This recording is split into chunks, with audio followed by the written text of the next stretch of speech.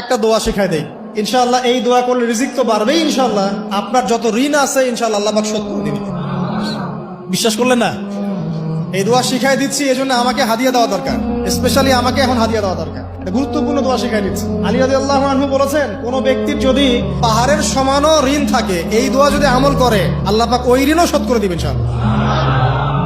ঋণ কেমন জানেন? ওই যে এখন মানুষ ঋণ নিচ্ছে 1 কোটি টাকা ব্যাংক থেকে, 2 কোটি টাকা ব্যাংক থেকে, হ্যাঁ, কত বছর, 10 বছরের জন্য, 20 বছরের জন্য বাড়ি করছে, তাই না?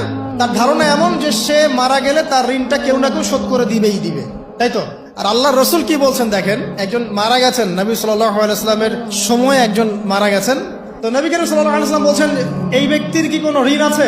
একজন সাহাবী বলেন, হ্যাঁ ইয়া রাসূলুল্লাহ, তো ঋণ আছে। নবীজি বললেন, তোমরা ওর জানাজা পড়ো, আমাকে ডেকো না, তোমরা ওর জানাজা পড়ে নাও, আমি জানাজা পড়তে চাচ্ছি না। আমি এখন কেমন করে আপনাকে বুঝাবো ঋণ কত ভয়ঙ্কর জিনিস?